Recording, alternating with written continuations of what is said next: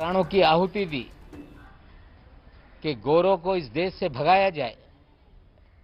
जो लोग गोरों के समर्थन में खड़े थे, अंग्रेजों के समर्थन करने वाले लोग, उनके जरिए पद्मश्री देने वाले लोगों को जिस तरह से ये कहलाने के लिए आगे किया जा रहा है कि आज़ादी 2014 में मिली, 1947 की आज़ादी भीख में मिली थी, हमें लगता है उन्होंने लाखों स्वतंत्रता सेनानियों का अपमान किया है। वो लोग जिन्होंने अपने प्राणों की आहुति दी, उनको अपमानित करने का काम किया। गांधी जी से लेकर सभी स्वतंत्र सेनानी जिन्होंने एक लंबे अरसे तक ये लड़ाई लड़ी थी, उनको अपमानित करने का काम किया है। हमें लगता है कि मोहतरमा मनाला क्रीम लेकर ज्यादा बोल रही हैं। मनाला क्रीम का डोज ज्यादा हो गया, इस तरह की उलझुल बातें कर रही है। हम मांग करते हैं कि केंद्र की सरकार तात्काल रूप से उस कंगना रनावत का पद्मश्री वापस ले और देश के स्वतंत्रता सेनानियों का अपमान करने के लिए मुकदमा दर्ज करके तात्काल रूप से गिरफ्तार करे।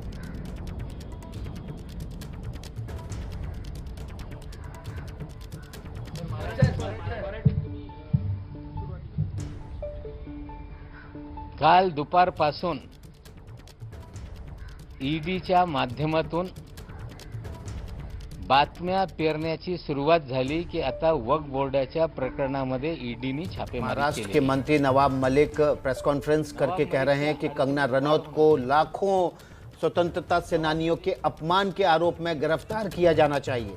नवाब मलिक ने मांग की है कि उनके खिलाफ मुकदमा दर्ज हो, उनकी गिरफ्तारी हो। आज़ादी के परवानों का उन्होंने अपमान किया है। कंगना का पद्मश्री भी वापस ले केंद्र सरकार, ये नवाब मलिक ने कहा है। नवाब मलिक इस वक्त प्रेस कॉन्फ्रेंस कर रहे हैं। उन्होंने कहा है कि कंगना रनौत ने जिस तरह से लाखों स्वतंत्रता सेनानियों का अपमान किया है, उसके बाद कंगना रनौत के खिलाफ एफआईआर दर्ज की जानी चाहिए, कंगना रनौत को गिरफ्तार किया जाना चाहिए और कंगना रनौत का पद्मश्री भी केंद्र सरकार को वापस लेना चाहिए। जी हाँ, महाराष्ट्र के मंत्री नवाब मलिक की ये मांग है कि कंगना रनौत का पद्मश्री वापस लिया जाना चाहिए और स्वतंत्रता सेनानियों के अपमान के चलते उन पर मुकदमा दर्ज किया जाए। साथ ही काफी इल्जाम लगाए हैं नवाब मलिक ने कंगना रनौत के विवादित बयान पर, और उस बयान पर काफी सारे विपक्ष के नेताओं ने भी बयान दिए हैं।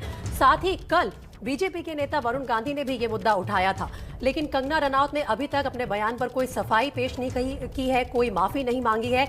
और इसी से जुड़े हुए आज के जो डेवलपमेंट है उनमें नवाब मलिक ने अपनी प्रेस कॉन्फ्रेंस में आते ही सीधा कंगना रनौत पर निशाना साधा और कहा कि उनका जो ये बयान था ये गलत था और इसके चलते उन्हें गिरफ्तार किया जाना चाहिए।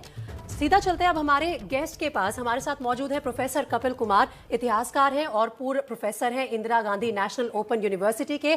साथ ही प्रोफेसर मृदुला मुखर्जी भी हैं हमारे पास आज शो में, हमारे साथ आज शो में, जो कि इतिहासकार हैं और जेएनयू में इतिहास की प्रोफेसर रही हैं। तो प्रोफेसर कपिल कुमार, मैं आपसे शुरुआत करना चाहूंगी। कंगना रनौत के इस बयान को बतौर इतिहासकार आप किस नजरिए से देखते हैं? पॉलिटिक्स खेली जा रही है, पॉलिटिशियंस को अपनी अपनी आइडियोलॉजी के हिसाब से ऐतराज है, लेकिन एक इतिहासकार के तौर पर आप क्या कहेंगे? देखिए, ना तो कंगना रनावत इतिहासकार है और ना नवाब मलिक इतिहासकार है। सवाल मेरा सबसे बड़ा यह है कि जो क्रांतिकारी इस देश की आजादी के लिए लड़े थे, आजाद हिंद फौज जो लड़ी थी इस देश की आजादी के लिए, सुभाष चंद्र बोस जो लड़े थे इस देश की आजादी के लिए, वो क्या उस 15 अगस्त के लिए लड़े थे जिस दिन कांग्रेस ने भारत का विभाजन स्वीकार किया? एक पॉइंट। दूसरा पॉइंट, जिन अंग्रेजों ने 170 साल तक हमारे यहां नरसंहार किए, लोगों को तोपों से उड़ाया, हमारा शोषण किया, उन अंग्रेजों के आखिरी प्रतिनिधि लॉर्ड माउंटबेटन को भारत का पहला गवर्नर जनरल बनाया गया। और उस गवर्नर जनरल ने उस दिन जो शपथ ली थी गवर्नर जनरल की, वो इंग्लैंड के किंग को लेकर के ली थी, ना कि भारत की संविधान सभा को लेकर के ली थी। पंडित लॉर्ड माउंटबेटन की जय के नारे उस दिन लगाए गए थे वहां पे पार्लियामेंट हाउस जो आज का है उसके अंदर। उसके बाद अगली चीज सुनिए जी। ये एक डॉक्यूमेंट दिखा रहा हूं मैं आपको, कैमरामैन जरा ये डॉक्यूमेंट आपको दिखाएं। ये एक पत्र है, जरा दिखा दीजिए स्क्रीन के ऊपर। ये पत्र है जवाहरलाल नेहरू का लिखा हुआ, किंग जॉर्ज 6 के नाम, 28 अप्रैल 1948 के दिन, जिसमें नेहरू अपनी कैबिनेट के बिहाफ पे किंग जॉर्ज 6 से ये अनुमति मांग रहे हैं कि भारत का दूसरा गवर्नर जनरल राजगोपालाचारी को बनाने की अनुमति दे दी जाए। ये देख लीजिए, ये किंग के इसके ऊपर दस्तखत मौजूद है। एक डॉक्यूमेंट और देखिए, ये लंदन गजट है 22 जून का 1948 का, जिस दिन किंग जॉर्ज 6 ये लंदन गजट में घोषणा करते हैं 22 जून 1948 के दिन कि आज से हमने भारत का अपना जो हम सम्राट थे, हमने उस सम्राट के पद को त्याग दिया है। तो मुझे एक बात बताइए, एक और डॉक्यूमेंट है, वो मुझे अभी मिल नहीं रहा कंप्यूटर में, मैं आपको दिखा दूंगा। एटली की कैबिनेट मीटिंग है मई 1947 की, जिसमें ये इंडियन इंडिपेंडेंस एक्ट जो बना, उस डॉक्यूमेंट के अंदर यह कहा गया है कि अब कांग्रेस के लीडर हमसे कह रहे हैं कि भारत की आजादी 2-3 साल रुक सकती है, हम डोमिनियन स्टेटस से ही खुश हैं और अब हम एक हिंदू डोमिनियन और एक मुस्लिम डोमिनियन बना सकते हैं। उसके बाद में जो 15 अगस्त को मिलता है वो डोमिनियन स्टेटस मिलता है। दुनिया का कोई इतिहासकार मेरे इन कागजात को गलत साबित कर दे कि 15 अगस्त के दिन भारत को आजादी नहीं मिली थी, भारत को डोमिनियन स्टेटस मिला था। और कंगना एक गलत बयान दे रही है। अंग्रेजों को भारत से हमने धक्का देके निकाला था। लॉर्ड ऑकिन ने, कमांडर इन चीफ का नवंबर 45 का पत्र देखिए वेवल के नाम, जिसमें वो कहता है 1857 जैसी स्थिति पैदा हो गई है और अगर हमें भारत के अंदर रहना है तो हमको भारत को 57 की तरीके से दोबारा जीतना होगा और मेरे को इसके लिए 1 लाख से ज्यादा यूरोपियन सिपाही चाहिए होंगे। उसके बेस पे वेवल 31 दिसंबर 1945 के दिन प्राइम मिनिस्टर को चिट्ठी लिखता है कि let us compromise and come to an agreement, otherwise वो कहता है 1942 से ज्यादा बड़ा भी आंदोलन होगा। एक अंग्रेजों को डर बन चुका था क्योंकि भारतीय सेना जिससे वो रूल करते थे, उन भारतीय सेना से विश्वास उठ चुका था आजाद हिंद फौज के बनने के बाद में। और इन वजहों से जो सत्ता का हस्तांतरण हुआ है, जी हां, वो सत्ता का हस्तांतरण भीख से हुआ है। यदि आप पे टाइम होगा तो मैं एक एक डॉक्यूमेंट आपको दिखाऊंगा कि किस तरीके से नेहरू को प्रधानमंत्री बनाया गया। 22 जून 1947 के दिन महात्मा गांधी एक सभा में कहते हैं दिल्ली के अंदर कि मुझसे पूछा जा रहा है कि क्या नेतृत्व बदला जाएगा। We need a Cambridge educated hero boy to deal with the Britishers. और माउंटबेटन ने भारत का गवर्नर जनरल बनने के बाद में क्या क्या नुकसान किए भारत के कश्मीर को लेकर के और 50 करोड़ पाकिस्तान को दिलवाने के और लेकर के, ये मुझसे मत पूछिए। जी कपिल कुमार जी, मैं आपको बीच में रोकूंगा। मृदुला मुखर्जी भी हमारे साथ हैं, जेएनयू के इतिहासकार हैं, डोमिनियन स्टेटस मिला था, उनसे भी बात कर लेते हैं। आप कह रहे हैं कि भारत को मैं बोल रहा हूं, आजादी जो मिली, नहीं बोल रहा हूं जी मैं आपके पास फिर से आऊंगा। मृदुला मुखर्जी, 15 अगस्त को जो कंगना रनौत कह रही हैं कि भारत को आजादी भीख में मिली है, क्या ये सही है? देखिए, अब कोई भी अपने अपने पेशे हैं सबके। वो बहुत अच्छी एक्ट्रेस है, मुझे भी बहुत पसंद है जब वो अच्छी एक्टिंग करती हैं, पर अब इतिहास के बारे में शायद उनको जानकारी नहीं है तो ऐसी बातें कह देती है। सवाल हम पे है कि कोई भी उठ के कुछ भी कह दे, हम उसको इतना सीरियसली ले ले कि पूरा देश उस पर डिबेट करने लग जाए, टेलीविजन प्रोग्राम हो जाए। अरे ऐसी बेतुकी बातें जो करता है उसको इग्नोर करके हंस देना चाहिए और कह देना चाहिए कि भाई तुम्हें पता नहीं है तो चुप रहा करो। मुझे तो अपने आप पे दुख होता है और आप लोगों पे दुख होता है, पूरे देश पे दुख होता है कि हमारे पास और कोई काम नहीं है। इस देश में गरीबी नहीं है, भूखमरी नहीं है, अनएम्प्लॉयमेंट नहीं है। हम ठीक है, इसलिए मैं आपकी चर्चा बात कर रहे पे हैं आ ताकि रही- आने मेरी- वाली मैं आ पीढ़ी रही हूँ आपकी इस बात भ्रम में ना रहे मैं आ रही हूँ जो भ्रम आपके कंगना सवाल रनौत पे। पैदा करने की कोशिश कर रही है, इसलिए हम चर्चा कर रहे हैं। हाँ, मुझे पता है कि वो क्यों कर रही हैं और क्या कर रही हैं। ये सारा पॉलिटिकली मोटिवेटेड है।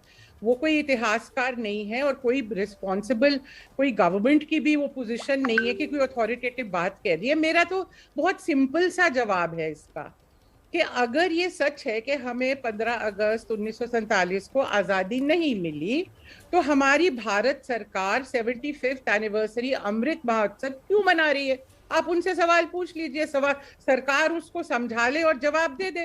तो हम सब एवं सेलिब्रेट करी जा रहे हैं, आज़ादी मिली थी, आज़ादी मिली थी। इतने करोड़ों रुपए खर्च हो रहे हैं अमृत महोत्सव, मैंने पता नहीं कितने लेक्चर दे दिए आज़ादी के उस पे। तो हम तो सब फिर बिल्कुल बेवकूफ है। ये बात आपकी हमें तो ठीक है। करना ही चाहिए। एक मिनट मेरी जी, बात सुन लीजिए। जी। पर अगर उनका ये कहना है कि 2014 में इसलिए हमें लिबरेशन, ट्रू लिबरेशन मिला, हमें असली आजादी मिली क्योंकि बीजेपी पावर में आई या एनडीए पावर में आई, तो क्या फिर जो अटल बिहारी जी की जो सरकार थी वो भी फ्रॉड थी?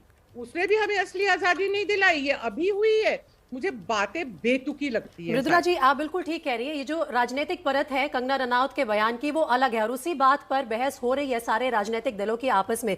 लेकिन प्रोफेसर कपिल कुमार, जो आपने पहले कहा और आपने 2-3 दस्तावेज भी हमें दिखाए कि किस तरह से आज़ादी के समय 1947 में जब पावर ट्रांसफर हो रहा था तो बहुत सारे उलझे हुए पेच भी थे, और उसी के चलते कहीं ना कहीं आप कह रहे हैं कि शायद हमने एक तरह से खदेड़ा ब्रिटिशर्स को देश से बाहर, कुछ हिस्से जो है वो हमें भीख में मिले। लेकिन इसे भीख कह देना, क्या ये अपमान नहीं है उस वक्त के स्वतंत्रता सेनानियों का, उनके त्याग का, जिस तरह से उन्होंने भारत की आज़ादी के लिए लड़ाई की? आप राजनीतिक परतों को छोड़ दीजिए, लेकिन आप उन लोगों के इमोशंस के बारे में बात कीजिए जिनको हम पूछते हैं, जिन्होंने हमें आज़ादी दिलाई। सिर्फ वो तो है ही है। देखिए, सिर्फ जो लोगों ने आजादी के लिए लड़ी। मैम, मैंने ये सवाल कपिल कुमार जी से पूछा था, मैं आपके पास भी आऊंगी, एक बार उन्हें जवाब दे दीजिए। या मैं कह रही हूँ कि ये सबसे पहले बात ये कही कि कंगना इतिहासकार नहीं है और कंगना का स्टेटमेंट बेवकूफी का स्टेटमेंट है। मैंने सबसे पहले बात कही है। अरे मुझे उन्होंने कहा है, मृदुला जी अगर मुझे नहीं कहे आप बोल लीजिए, मुझे कोई दिक्कत नहीं है, मैं नहीं बोलता हूं। उन्होंने मुझसे पूछा था इसलिए मैं जवाब दे रहा हूं। अरे आप बोलिए प्लीज कपिल, आप जी। कपिल जी अपनी बात पूरी कर लीजिए। आप बोलिए प्लीज। मैंने तो देखिए, मैंने पहली बार ये कही है कि कंगना इतिहासकार ना तो इतिहासकार है, ना उसने शोध किया है उस पे, एक एक्ट्रेस है। और ये एक्ट्रेस लोग बॉलीवुड वाले पता नहीं क्या क्या बना देते हैं। पद्मनी को क्या बना दिया था, ये क्या क्या बना देते हैं। मैं इनकी संज्ञान ही नहीं लेना चाहता हूं, क्योंकि इतिहास एक ऐसा विषय बन गया है जिसको कोई भी आकर के जिसका बलात्कार कर जाए, जो मर्जी कह जाए बिना साक्ष्यों के आधार के ऊपर। मैं जो आपके सामने बात कर रहा हूं, मैं साक्ष्य रख के बात कर रहा हूं कि उस दिन हमको डोमिनियन स्टेटस मिला था, और दुनिया का कोई बड़े से बड़ा इतिहासकार मुझे गलत साबित कर दे कि उस दिन भारत को आजादी नहीं डोमिनियन स्टेटस मिला था। उस दिन यूनियन जैक जो था, वाइस रीगा की जो घर है इसका, माउंटबेटन का, उस पे यूनियन जैक झंडा नीचे नहीं गया था, सिर्फ हमारा झंडा ऊपर गया था। माउंटबेटन ने जो शपथ ली थी वो अंग्रेजी किंग के नाम के ऊपर ली थी, जबकि और मंत्रियों ने शपथ जो है वो संविधान सभा के नाम पे ली थी। क्यों हुआ था इसे मुझे बताइए। ठीक है, आप दोनों मेरे ख्याल से एक बात पर आप दोनों सहमत हैं। मैं लफ्ज़ी नहीं करता। हमारे दोनों इतिहासकार जो इस पैनल पर मौजूद है, मेरे ख्याल से एक बात पर सहमत है कि कंगना जो है वो एक एक्ट्रेस है और उसके हिसाब से वो कर रही हैं, जो भी बयान दे रही हैं, शायद वो उन्हें ठीक लगता हो, लेकिन इतिहासकार हमारे दोनों इसी बात पर जुड़े, बिल्कुल सही बात है। इसी बात पर बने हुए हैं कि उन्हें इतिहास की जानकारी नहीं है। जी, मैं मृदुला जी का जो ओपिनियन है वो भी लूंगी।